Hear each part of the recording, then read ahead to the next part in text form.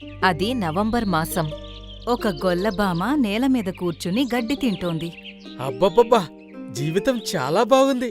ప్రతిరోజు పచ్చిగడ్డి తినడం, ఇంకా రోజంతా హాయిగా అలా తిరుగుతూ మజా చేయడం. తను చాలాసేపటి వరకు గడ్డి తినింది. ఇంకా మిగిలిన గడ్డిని పడేసింది.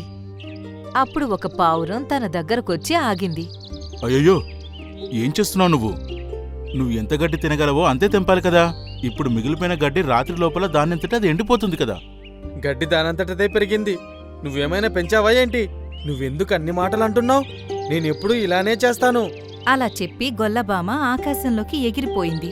పెద్ద చెప్పడానికొచ్చాడు తెంగరదవా.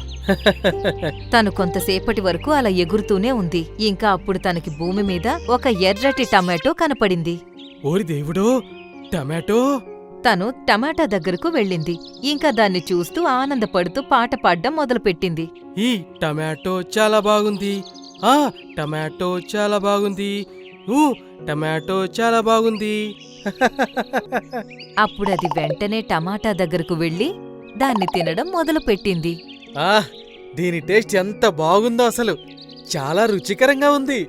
అలా తింటూ తింటూ తను సగం టమాటోని పూర్తి చేసింది. ఇంకా అప్పుడే 6 చీమలు అక్కడకు వచ్చాయి.